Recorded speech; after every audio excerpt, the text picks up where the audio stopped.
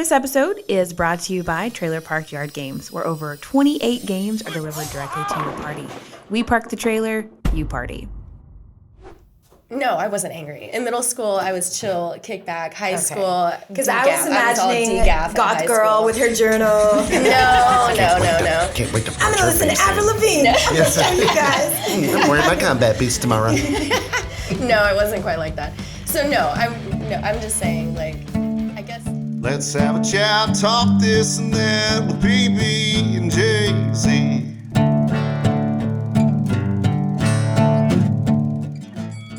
Hello, and welcome to the PB and Jaisy podcast. My name is Jaisy. I am joined here with Sarah Padgett. And this does not look like Bill. Who is this? He's a little taller, slightly younger. I mean, Way sexier. A little bit more facial hair. This has now turned into the PP and Jaisy show. This is Michael Padgett. Yes. Thanks for having me. PP on Jaisy show. PP on Jaisy. Well, and Michael's been a guest too, and he did so well. We're like, you know what? And we didn't have anyone else call. We were like, you know what? Why don't you stand in for Bill today? Yes. There's no one else that we could morally obligate, because the spouse of Sarah, to be on the podcast. So thank you so much for not, choosing the doghouse and choosing to be here. Of course. With us. We appreciate being here. Yeah, Sarah woke me up at 6 and said, get your butt up. That's not what I said. I said, okay. good morning. All right, yeah. Good morning. She said, get your ass up. Yeah, get your ass up. And also, you might notice we have a little bit, we're back to our old space, temporary digs as well. So don't get attached to this. It's fine. We'll be I'm good. attached to the blue carpet that they put in here. You guys don't have the luxury of seeing this, but Tom's sweatshirt actually matches it. Yeah. It's like a country blue. My mom used to have the swans and the country blue countertops. That's what this reminds me of. Didn't work then, still doesn't work. Nope. Sorry, Mama. But, it's fine. So with the topic that we're talking about today, I watch a lot of Real Housewives. It's a big guilty pleasure. And a common thing that happens on Real Housewives is they have these conflicts and they think, you know what we should do? We should all go to a cabin in the woods with all these people that we hate, and we're all just going to become best friends. And so on Real Housewives of Atlanta, they went to, which is the snatchiest of them, the groups, like they will just. I mean, you were even telling the story. I know, she just said Atlanta. No. So they went on this retreat and they brought this yoga instructor who's the sister of one of them. And they were like, she's going to teach us just how to communicate best with each other. And the best part of this episode is she's sitting there going, and they have like this like a harmonium kind of, thing to kind of make you zen. They're all sitting there and all of a sudden one of them goes, I can't believe you did that. This huge fight breaks out as they're trying to do these breathing exercises, and the whole time she's just like, guys, let's just bring our auras down. Can we just chill out for a little bit, guys? Like, we're just getting too off. Like, we just need to bring it center again. And then none of them were trying to get center. But we have someone here, Catie, that can help us. That will help us to be more center. And if you were there, you would have totally brought them back down, right? Absolutely. Thank you so much for being here with us. Thanks for having me. Yes. So we're going to go to the woods next weekend, and we wanted to know if you would come with us. Absolutely. Yes. Sarah and I really hate each other. Yes. So we really need you to bring us back. Because we're mixing 7 and 2s. Yes. Here. Yes. Well, 1, 7 and 1. Yeah. Yeah, she's a 1 for sure. So. Yeah. Michael's also a 7. I'm a 7 as well, so 7, 7, 1. Yeah. And you're also a 7. Yes. So. Yeah. Sarah. I'm sorry. One of these things don't belong. Sarah, you can step out now. Okay, so tell us a little bit about your background, who you is, and we can talk about. Getting all Pentecostal here. We can talk a little bit about how we know you as well, but I want to know just a little more about Catie. Okay. Well, I guess I have a multifaceted background, but I've spent most of my career in education. I have also taught yoga and meditation and breathwork to children and teens and adults. The position that I have right now is an interventionist position at a middle school. So in addition to helping with the academic side of things where students struggle, social emotional learning comes into play a lot, especially in the middle school years. So just trying to teach them tools to empower them and help them self-regulate. That's kind of where Awesome. where I'm focusing on this. Oh, Whoa. I'm getting Pentecostal too. Hallelujah. Well, and I heard somebody say that, I forgot who was telling me that they have, it's like an emotional teacher that will come in during, it's almost like a period during their class. They'll come in and they'll work through like emotions and how to deal with those emotions and how are you feeling and labeling the feelings. So do you see a lot more of that now? Like where are you going? To get my pen. Okay. Don't leave. I'm just making her back. That was an inappropriate question. I'm done. But do you see a lot more of that now, like with kids and really dealing with some of the mental? That's in the field of education, that's my dream job. I wish that was all that I did. Wow. Our district doesn't have that. What made you get into this line of work? Were you always kind of an empath person? I was always an empath, but I didn't always know how to deal with it. So, like, as a kid, I was an angry kid. I had some, like, I didn't want to talk or share anything. I was really into writing. I would climb in my tree, and I would take my journal and pen, and I would write up in my favorite tree. But if anybody ever tried to talk to me, I would just close up. So I needed some kind of an outlet. Well, as I got older, I remember the first book that I read years ago, it was probably like 20 years ago, that opened me up to this was a Ram Dass book. And I think it's called The Journey. I'll think of it. But it has something to do with You're journey, looking at me. I'm like, I didn't watch Real Housewives. It's really going to talk about this. A meditator's guidebook, The Journey to. I'll think of it later. Anyway, I can picture it's on my bookshelf. I can picture the book cover, and I can't read it. So.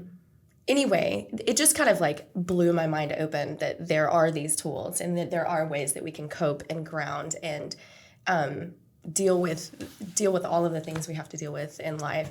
So I started just kind of dabbling and just playing with different tools, such as breathwork or meditation, studying dream work. I mean, you name it. I've probably dabbled in it and just played with it just to explore and see if it does have benefits in my life. And I find that all of those things and so many more things do. So I just kind of kept going down that path and learning more and more about it over the years. And how old were you when you read that book? And kind of I was probably, let's say, 25. So it wasn't quite 20 years ago. Yeah. So up until you were 25, you were angry. Just really mad. It was like last year, right? I you were really mad. No, I could never see you being mad. When I was really 'cause it's so stuck, when I was really stuck and didn't know how to, nobody taught me how to self-regulate, right? As a kid, I'm talking elementary school. Like I didn't like go get in fights and stuff like that. It wasn't anything like that. It was just like I didn't know how to deal with all of the things. I'm the youngest of 7, so there was always stuff going on, chaos all around me. And so no, I wasn't angry. In middle school, I was chill, kick back. High school, because I was imagining goth girl with her journal. No. Can't wait to punch I'm gonna her listen to face Avril in. Lavigne. Yes. Tell you guys. I'm wearing my combat boots tomorrow. No, it wasn't quite like that. So I'm just saying, like, I guess knowing how difficult it can be to process things that emotional triggers in life. Yeah, for sure. I want to empower children to do that because I was in a place where nobody taught me that stuff. Well, and you think about kids now, like if a kid has a problem, they're going to other kids their age, or they're going to the internet, which social media. Oh my goodness! Somebody needs to write a book called TikTok Nation because these kids, TikTok is raising them. Yeah. Yes, which is scary because you're only getting a hold of what you want to see, and you don't know what you want to see. And it's really, a lot of times what we click on is an impulse, or, it might be more of like a desire and not necessarily what we need, but maybe a want or a curiosity. And so now you've opened up this huge world of things that are just making you more of what you already are. You know what I mean? It's not opening up a new world of, oh, what is this? Or like the book that you got a hold of that said, oh, let me kind of think through this. Is this something that can help me? They're just getting fed more of what they already have, which is kind of scary. Or if what you were talking about with, if you don't know what you want to see, sometimes the internet's going to tell you what you want to see. It will direct it. Yeah.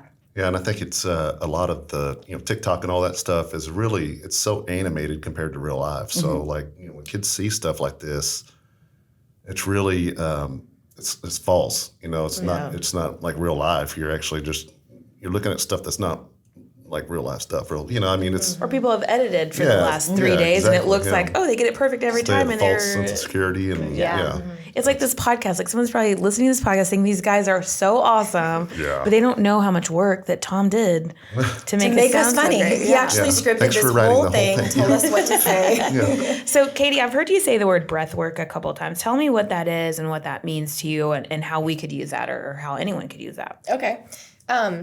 Excuse me. So one thing that I feel like is important for everybody to know is that there are, of course, we breathe and it's automatic. You don't really have to think about it. But if you choose to think about it, you can self-regulate. And Bill, are you listening to this? Sorry, go ahead. The time we need Bill here. Yeah, I know, right? Sorry, go ahead. So that's okay. Excuse me. You can edit that out, right? This is unopened if you want it. Thanks. Oh, thank you. Yeah. So everybody sit up real quick, and I want you just to take in a deep breath. Now, I'll tell you what I noticed, and you tell me if you can let it out. Don't hold your breath.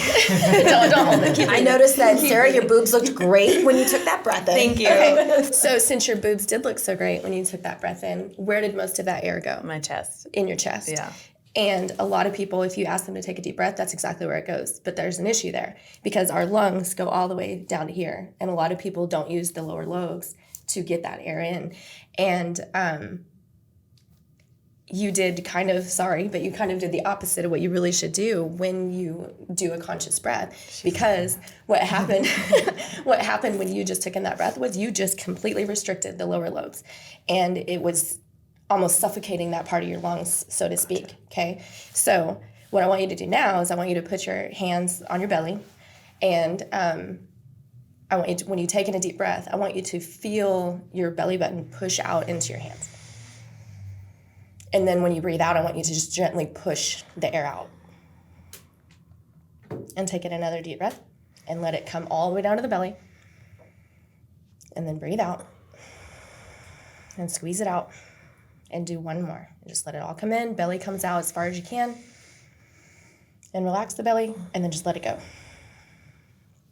So when I was teaching yoga to kiddos, we would lay on the yoga mat, and I would teach them this because it's something you can do when you go to bed at night. It'll help you go to sleep quicker. It'll help kind of free your head of all of the things that go in some people's heads when they're trying to go to sleep. I'd get just a little stuffed animal or something, and they would lay out. We could have Michael lay on the table and we could And so I just put that on their lower belly, and so that's their little friend, and they would like try to make your belly go up to the sky when you take a deep breath in. And that will help anyone to really utilize the full capacity of your lungs. Gotcha. And there are so many benefits. I can already feel, like it feels like my lungs, like they're way bigger. Yeah, you feel clear. Yeah, like I'm not breathing deep enough normally. You know what I mean? Mm-hmm. One of my nieces, I taught her this because she deals with anxiety and stress. And so when I worked with her on this, she had a friend over swimming, and she was like, Aunt Catie, she goes, I can totally hold my breath way longer than I could before. I said, yes, like if you do proper breathing, it helps people who sing, people who swim, it helps people who live, because it will help your everyday life if you just work on conscious breath work and just do it a few times throughout the day. Just train yourself to do it before you get out of bed. Do it before you go to sleep as you lay down. I mean, just pick that lunchtime after you eat. Just, sit there and just be chill for like 30 seconds to a minute. You have time for that. Nice. Can you tell us a little bit about like the science behind it? Through email, you told us, you touched on it a little bit with us. So what does that do for us? Like physically? Mm-hmm. So I actually had in my hand a book called The Science of... I wonder if I stuck it in my bag. Don't leave. There she goes again. So I'm glad you said that. She went to Barnes & Noble. Because there is a book called The Science of Breath. It's a practical guide by Swami Rama, Rudolph Ballantine, and Alan Himes. I ran out of breath just saying that. I do. Are those two different people? Yes. Oh, okay. I was like, that's a really long name. So I do recommend this book. It does get into it'll really explain the science of it all. But the gist of it, I even jotted a few notes in case you asked that question. So I'm glad that I did some breathing. And here's the listened to teacher my side of her. intuition. Yes, she's prepared for all questions. So basically, reduces stress. It'll help you sleep better. It'll help control your emotions and alleviate anxiety. It helps with focus and attention, and it also ultimately will increase your longevity. Awesome. That's awesome. Well, I know, I mean, in like you said, singing, and I've heard Michael before too, you know, where you really, to hold notes and things like that, you really do have to breathe from a lower part of your body and not that kind of shallow. And I think for a lot of us, it's autopilot. So we don't take the time to stop and think about what our body's actually doing and the organs. And we don't use, most of our body, we don't use it to capacity or even half of capacity, you know? So I think just being more mindful about that, or like you said, before bed is huge.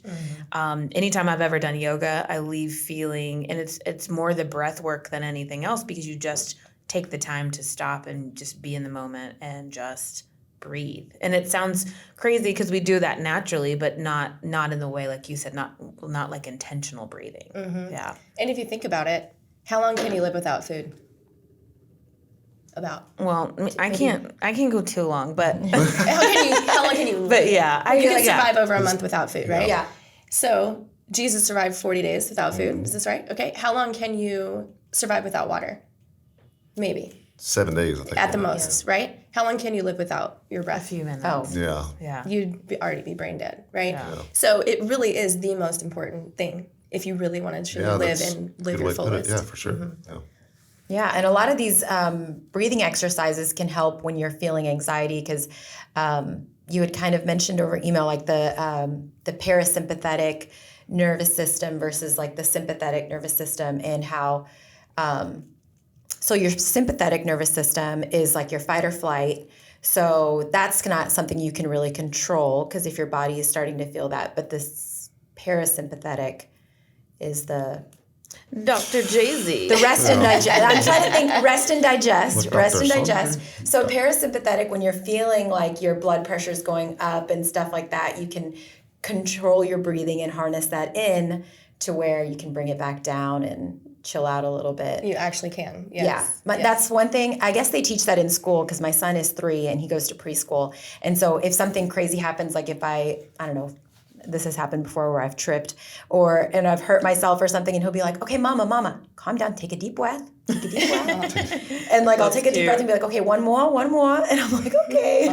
It's so cute, but like they teach you that to calm you down so that you can kind of figure out like, okay, where am I hurt? What's going on?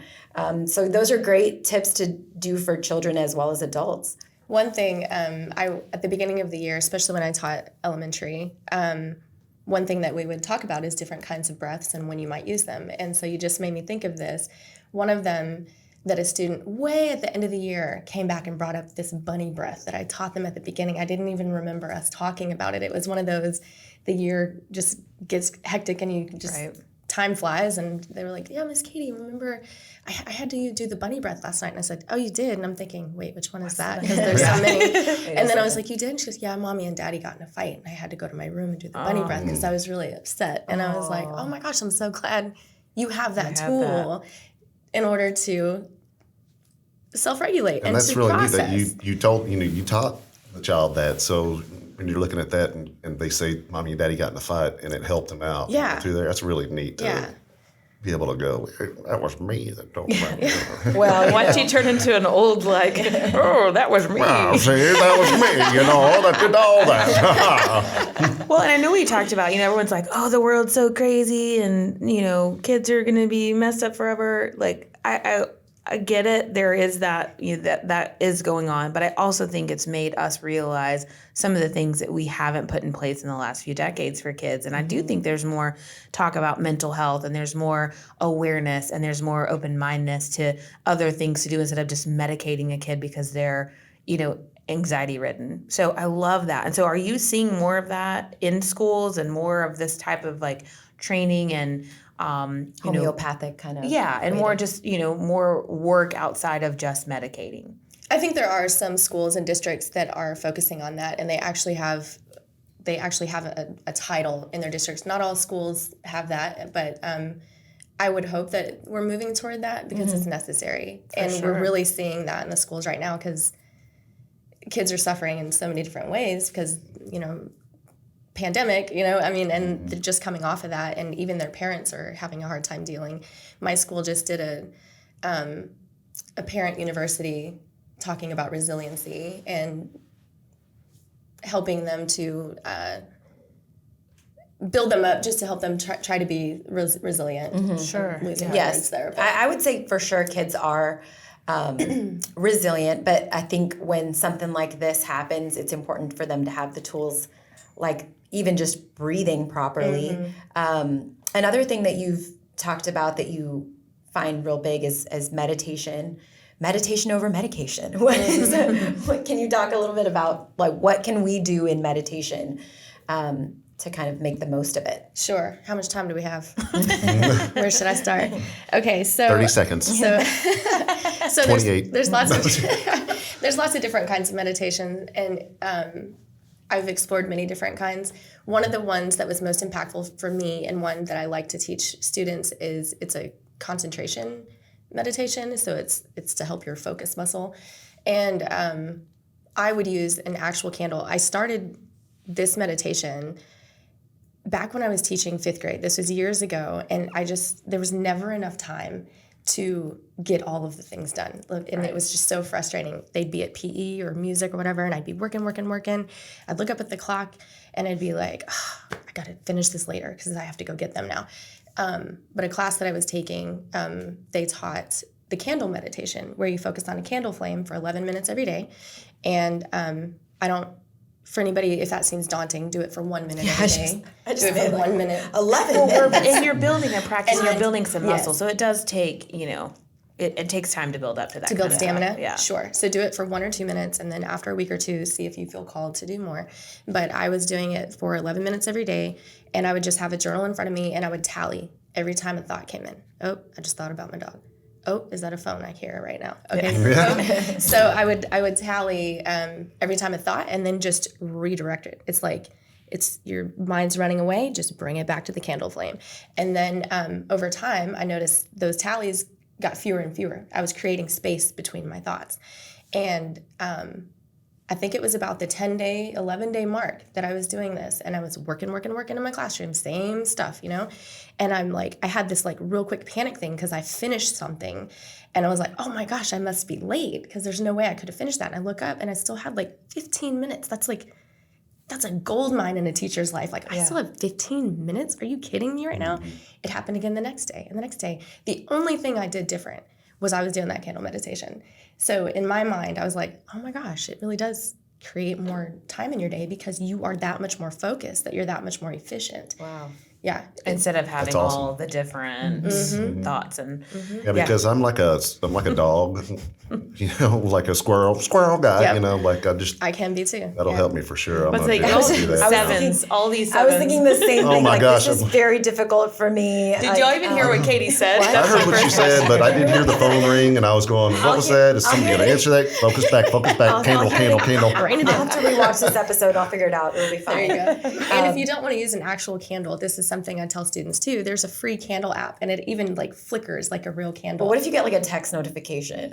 Turn off notifications. Or I'm glad you just said that or you really can focus on anything. If you have a beautiful picture that you want to focus on, if you're religious and you have a spiritual figure that you want to focus on, you can focus on that. The whole idea is focus on something meaningful and maintain that focus and be aware when you trail the off. doggy tries to run off. Yeah. Because And try to forget about the tally. Yeah. Oh my gosh. So Michael was diagnosed with ADHD, 2 years ago? A year and a half ago, yeah. Yeah, so as a 40-year-old, and it really, for him, it was a good thing. It was frustrating for him because his whole life he was told, you're dumb. Yeah, they told me when I was like... that was just his mom. Yeah, you're not going to get done son of a bitch. But this whole life he struggled because he's super smart, but he would struggle with some learning every now and then. And I started reading on it because I just like, how can I better support him and understand how he might be feeling? And why is he so stupid? Just let me do what I want. Well, and they said it's almost like when you get on your computer and you have 10 different windows open, you know, and then you start on something and something else pops up and then you go over here and then you feel exhausted because you worked all day, but nothing is done. Yes. Or I still have 20 windows up on my computer, but I go in order now. Yeah. But I was told I was dyslexic when I was like 6. And when I was diagnosed, a psychiatrist, she, sorry, it just sounds really weird. Everybody should I go see a psychiatrist. Was Bill Clinton your psychiatrist? Yeah. Anyways. When Michael gets nervous, he starts doing accents. I'm not nervous. I'm not nervous. I'm not nervous, don't you know? Jeez. Okay, so anyways, I was just going to say that she said you probably weren't dyslexic. You're probably just ADHD your whole life and was misdiagnosed. A lot of people are dealing with that. But doing the meditation thing like you were talking about with the candle, I mean, it's going to be tough for me, but it's going to be, I think it'll be for sure helpful. It'll change things, yeah. For sure. I'm Well, self-diagnosed cool. ADHD. Yeah. ADD sometimes with the age. Yeah. So, so I'm these Sarah, I always need with these. an H. Yeah. Well, and I think everyone can benefit from just being present, you know, and I think we really have to be conscious of that now because the world doesn't want us to be. The world wants our attention, and us as humans, we are constantly seeking entertainment and what's the next thing and what's the TikTok that I need to whatever. So I think that's huge. Okay, we have a little segment we're going to throw in here, and Catie has something to share. So this is a segment we like to call Tales from the Lockbox. All right, Catie. So this has nothing to do with meditation, but I thought it was funny, or I thought it was interesting and a little spooky. So I want you to share your story. Okay. So one time I was teaching, I was teaching 3rd grade at the time, and the way that my classroom was situated, there was an accordion door that opened up to like a common area. Well, I typically would just leave that door open. And my whiteboard was here, and so I'm right-handed. So I was writing on my board, and my class is here, and I felt like someone had walked in. It seemed like someone had walked in the room. When you feel that energy. Yeah. Yeah. And but I didn't look yet because I was finishing my thought and teaching them, showing them whatever the thing was I was teaching them. It was probably a math problem, and I glance at my class. I look over at them, and some of them are like looking at that space beside me. Oh, I had turned to look to see who was there, thinking, oh, my director walked in and needs something, or another teacher needs something. And so I turned to see nobody was there. And then I look back at my class, and they're all like confused face. And like some of them are like doing one of these, like pointing with a scrunched up face. And I was like, what? And I look again, like, what are they looking at? I'm looking at the board. Like, did I write something weird? What's going on? And they were like, Miss Catie, you don't see that? And I was like, no, I don't. What is it? And so they're like, all of them at once. There I go again, getting Pentecostal. They're all at once, Pentecostal. All at once, like they start. I was like, they tell me that someone is there, and they start describing it, and like it's coming from this kid and then that kid, and they're all saying the same thing, but in their own unique way of saying it. So I know that I was like they're messing with me. Yeah, I was like, they're messing with me. And then I'm like, they can't be. Like, there's no way they could pull that off. Like, that would be amazing. Yeah. And so when I asked them, I said, well, describe it. What does it look like? And I'm just staying calm, like, oh my gosh, weird, but okay, don't freak out because you can't freak them out. Right. And they started describing this person. They're like, I don't know, it's like half boy and half girl, and like it has like these weird sticks that go like it's long hair, but it sticks in it, and the other half is really short hair. And I go, so does this feel like a good thing or a bad thing? And they all just kind of sat, like they were like, it's not bad, I don't think so. And somebody goes, I think it came from the woods. Like they were just being nonchalant about it. Like, and then they kind of like didn't really say anything else. I said, so is it still there? And they're like, no, it walked off. And they thought it was so weird that they could see it and I couldn't. And I was like, oh, wow. So Catie went to get glasses because she didn't see the scary things. Well, but I felt it. That is definitely spooky. Okay, so Michael's going to wrap us up here. We've got just one quick minute, but he's going to level us up. Yeah, so Silence is a Source of Great Strength by, let's make sure I don't say this wrong, Lao Cha. Sure. I believe so. Anyways. Bless you. So, thank you.